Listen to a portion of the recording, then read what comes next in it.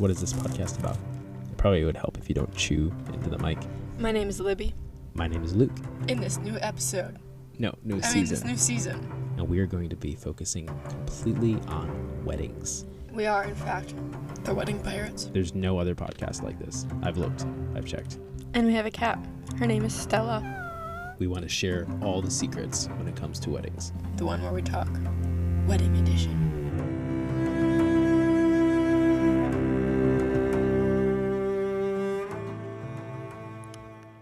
Okay, we're rolling. How about you not chew into the mic?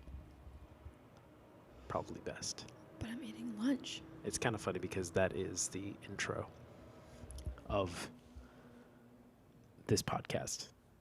Is it probably best that you don't chew into the mic? And I'm just always eating. You're not always eating, but it's just It's very food. Elizabeth.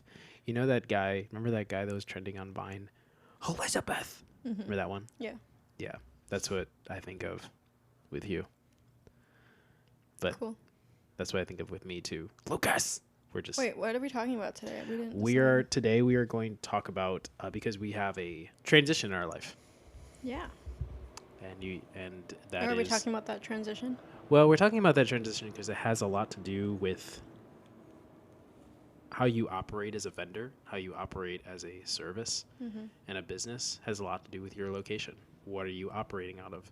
You know, somebody that's, like, for example, my friend Corey and I remember when we found this website, this guy was one man was hand-making raw denim jeans for $400 a pair. And there was a 6-month wait. And he was doing it all out of his basement. So I think that added some charm to the brand versus if it was something else, like there's this giant factory using raw denim to make jeans for $400. Then you're like, eh. Mm-hmm. So I think there's something to be said. But if you know that it's in his basement, it's like kind of gives you creeper vibes. Not creeper vibes. It's I'm just kidding. It's not like he's what's his face who would steal girls and kill them by peeling their skin off. Wow, to make we went downhill really fast. Out of skin. That was Silence of the Lambs? Yeah. Yeah. Was that a made up character or was No, that was real. Let's not bring that into today's topic. Oh, okay. Sorry. I mean, you are a horror buff, so I am. I'm just a big cinema fan. We have to include some of our likes and dislikes into this podcast. You're right. I do love horror. Because if future brides listen to this, if a horror buff listens to this, they're like, oh my gosh, he's a horror buff. I want to hire him as my videographer because... which I have had a lot of brides hire me because I am a horror buff. Yeah. Well, I love horror not for the scary parts. Cats too. I love it for, cats. That also. Cats, iPhones, and horror. Those are the reasons that our brides hire us. Mm-hmm. I like it for the practical effects. Not so much for the scary aspect. Yeah, you are good at photography. You're amazing. I wasn't looking for praise. Sorry. I was just no silly. praise for you. Okay. I suck. Just kidding. I didn't say. Yeah, never mind. No, just to preface, I enjoy horror for the practical effects, not so much the scary end. I just feel like it's the last frontier for. In order to make a good horror, you have to create a good backstory, an original story. You can't just say it's a ghost anymore. You can't just put a demon inside a human. Like, that's very... We're getting way off topic, but I'll explain my concept. If you want to know my concept of horror, you could just comment and or message me on Instagram or something like that, and I'll talk to you about it if you're a horror buff. Yeah. Anyway, no, I want to talk about our transition from having our business 100% in the bus to... Which was rather difficult. Yeah, as we grew, it got more difficult, which is why we're in the apartment. Right. So when we first started, we were in a 300 square foot apartment, and it was doable, but we were doing weddings part-time. Like, we were doing $300 weddings for 13-hour days, and that was easy. And then we scaled up after 2020 because there was the wedding boom, and we were able to create a valuable portfolio for ourselves, and people loved our work, and our brand developed. And then we got to a point where we have a caliber of brides who make demands, and we need to meet those demands, and that's very difficult to do in a small space and stay organized and keep quality up. Yeah. So we moved from our bus now, and now we have an apartment. I was contemplating a studio, but then I thought, like, well, probably best that we just have an overall home base. I think our bathroom in our apartment is as big as the bus. It's bigger. There's more square footage in our bathroom than there is in our bus. Well, because our square footage is 80 square feet, not including the closet and the bathtub space. That's 80 square feet? Yeah. There's 30 square feet of walking space in our bus. Yeah, but the square feet in our bus was 100. Oh, okay. Well, total. I mean, if you count, but that's not counting the floor space that the counter is covering. Yeah, no, that's what I'm saying. Like, our total square feet in the bus was 100. And when I would do gear checks, the bed would just be taken up that day. So the day before weddings, the bed was not available because all the gear, I would spread it all out there. We made it wide enough to do that. Mm-hmm. And that's where I would charge all the batteries, check all the cameras. Yeah, you can take naps. So a lot of times you would be at the booth seat, or you would plan for a day out while I did the gear check. Because you are involved in that, but it's kind of hard for two people to do the gear check because it is such a small space. So a lot of times it was I'm just going to go outside and read. Right.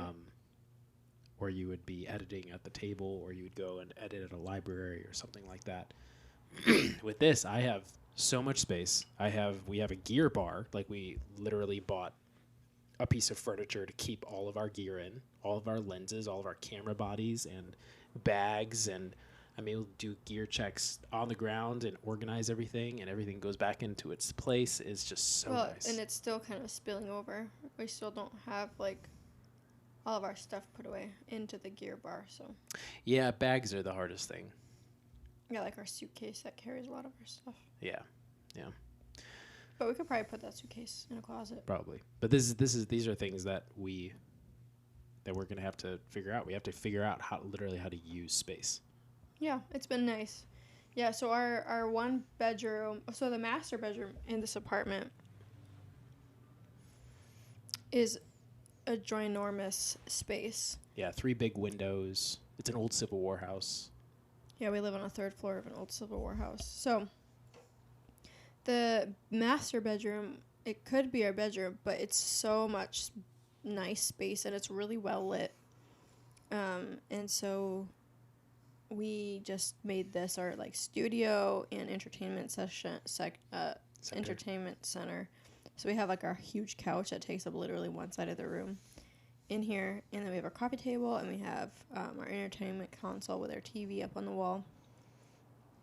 And then in these little nooks where the windows are, we have our desks, and then we have our gear bar, which is like an old mid-century modern vintage, like, dresser type thing. But it has enough space for tripods and lenses and batteries, just all the little tiny cords that come with doing this work. Right. That was very difficult to do in the bus because our gear bar in the bus was the bed. So underneath the bed is where I kept both the bags. I kept all of our gear. Yeah. And even then I couldn't keep all of our gear under there. And because it's like for us to do any editing, Luke would have to get out, like, chips and stuff like that. So he has to keep that out where it was more accessible. And yeah, that's another big thing is knowing where all the chips are, because you are literally moving. What's invaluable? What's it called? Priceless. Sorry, you're moving a priceless product.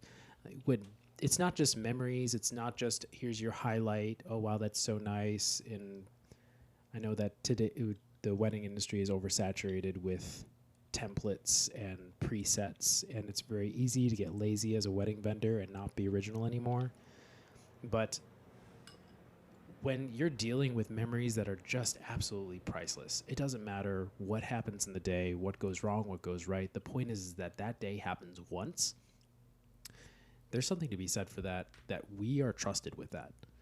And that is something I really want to take seriously. And that was one of our motivations for moving into an apartment, because we realized that we are scaling up. We are getting more popular. This business is booming. It's real. We live off of it. It's a full-time income. Yep. And so we need to put it back into the business. So that means, we up our cost of living. From the bus, you go from, I think our cost of living has multiplied by 5 from living in the bus to now in a full 900 square foot apartment. But that's all worth it. Yeah, I don't know how big this place is. It's 900 square feet. How much was the kitchen? Oh. Did Corey tell you when he measured? Oh, yeah, I can't remember though. But there's just something to be said for, you could take all of that scale up and continue to work in the bus. But what you really should be doing is adding value back into your clients by investing back into yourself with your own space and your own mental health and stress, and being able to continuously communicate with brides and grooms on the road is a lot, because you don't have consistent service. You don't have consistent upload speeds. Yeah, I think the hardest thing for me living on the bus, or living on the road in the bus, was after a wedding. I wouldn't be able to upload pictures sometimes up to 2 weeks after a wedding, because I wouldn't have the Wi-Fi or the internet or the data to really be able to upload my pictures. And then even if I did upload them, they would take like a week for them to sync to my computer, because Luke had the faster one. Now we both have faster computers. Yeah, and now we both have really nice computers, really fast. They work really well. I literally did a photo shoot, styled shoot, a week or two ago. It was like a week ago, yeah. Yeah, and I uploaded the pictures, and by, I don't know, maybe 2 or 3 hours, I was able to start working on them. I was like, oh, this is amazing. Yeah, versus 2 weeks. Yeah. Because we got to find a cafe, we got to find a library. And that's not even say like, oh, well, do you not have Wi-Fi? Like, yeah, we do have service in the bus to work, but you're talking, if we can use somebody else's data to on the road, then we will. And there are, like, I know people say Starlink, and people use, I don't know, Verizon hotspots and stuff like that. We use T-Mobile hotspots, super fast. Yeah. I'm actually very impressed. Most of the time when someone offers their Wi-Fi, my hotspot is faster, which is kind of insane. Yeah.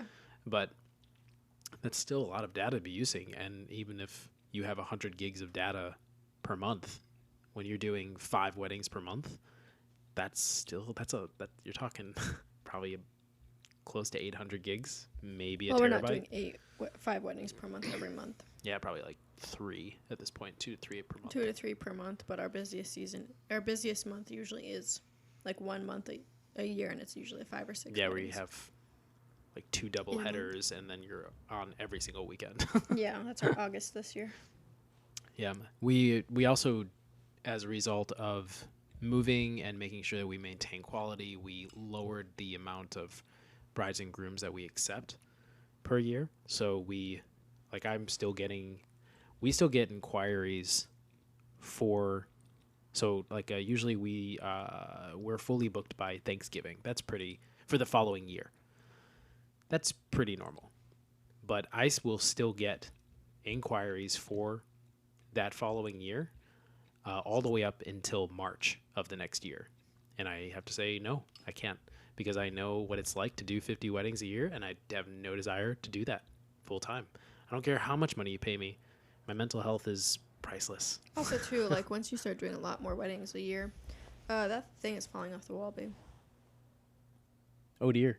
Do you want to go get it? Yeah. Go get it quick before it falls and breaks and the candles fall out and break them. Hurry.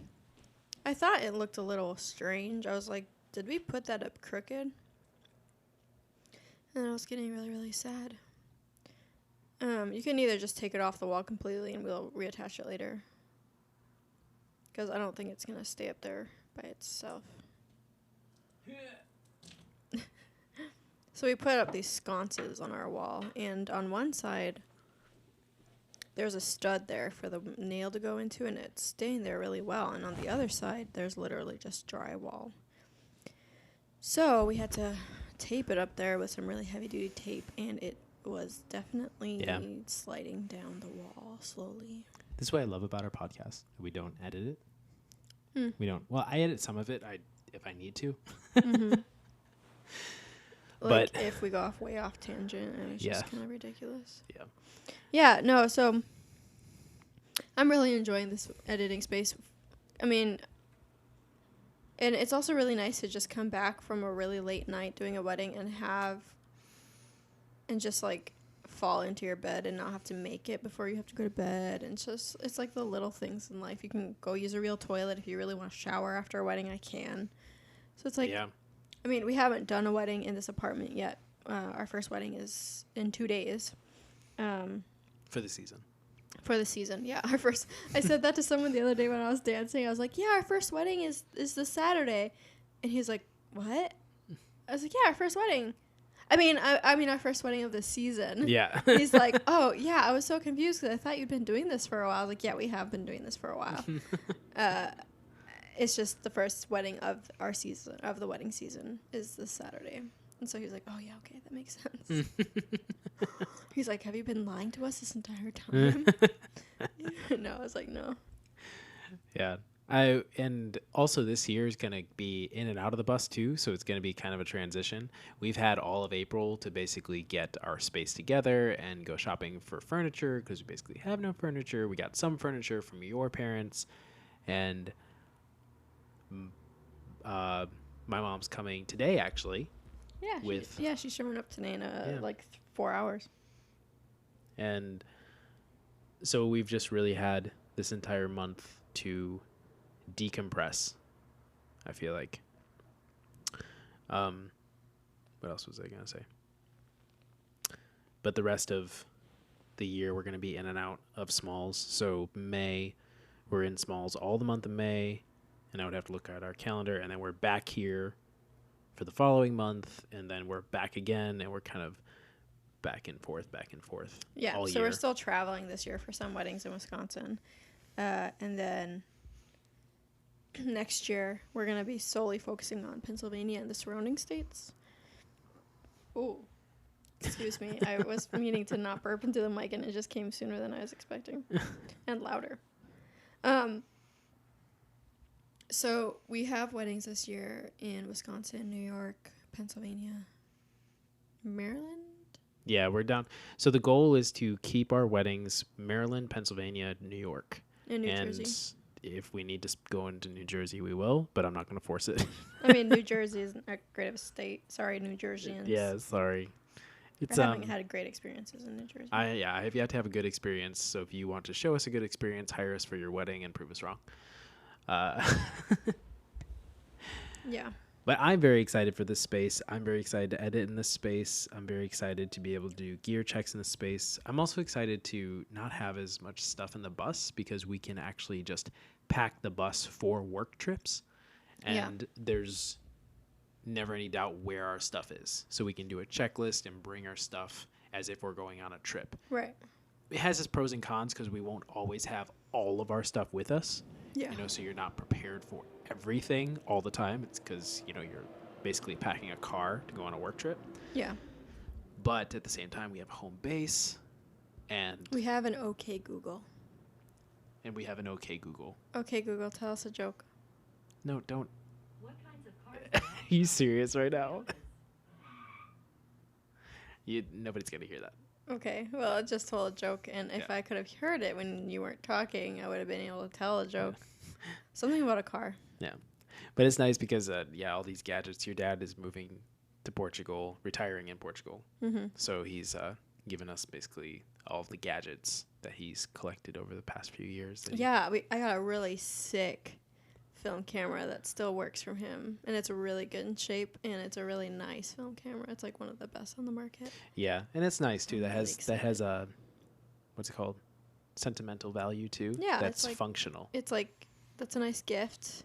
Mm. And he was like, I don't know what I'm going to do with it. I was like, can I have it? Your He's dad like, took that. Yeah. Your dad took that camera to Europe. Yeah. Yeah. Yeah, He he took, traveled with it. he took it on a backpacking trip to Europe. I And even now have we're it. going to Europe. And We might as couple well. weeks. Yeah. Well, I'm not going to say where. I'm just, who listens to our podcast This anyways? podcast did this episode isn't going to come out for another 2 weeks, so we'll already be. Oh, in okay. So we've already gone on this trip to Paris, and it was amazing using the camera there. No, I'm kidding. I don't know. I need to get film for it, and I need to look up how to use it. We're going there for Vacation. vacation / your birthday. My 30th. Your 30th. This is your dirty 30. Yeah, I'm gonna And- get plastered in Paris. Well, Just kidding. I'm there not. is I'm gonna there's a eat lot lots of crepes. there's a lot of marches over there happening right now because the retirement age got raised from 62 to 64. So everybody's throwing a march, Nice. or you're supposed to say march and not a riot. I learned that from your dad. Yeah. But we're very excited for that, and we're I'm very excited nervous for the about the space airplane. and the following year and all the things. Stella also loves the space, and She does. She's thriving in this space. Yeah, she's even become more cuddly. It's kind of She has. Yeah, I Yeah. think she's maybe less stressed. yeah. But anyway, we are out of time. If you have any questions about our lifestyle or this transition or just business, or you want to just talk about your how wedding, we found, or how we were able to furnish our apartment on the cheap, but it also look amazing. yeah, any questions at all, you can visit us at broadsidevisuals.com, at broadsidevisuals on Instagram. If you have any questions pertaining to our business and who we are as a brand, you can go to broadsidevisuals.com. We also have a YouTube channel documenting most of our bus adventures over the past 4.5 years. And don't forget, this is the one where we talk, and be sure to leave a rating. Have a wonderful day.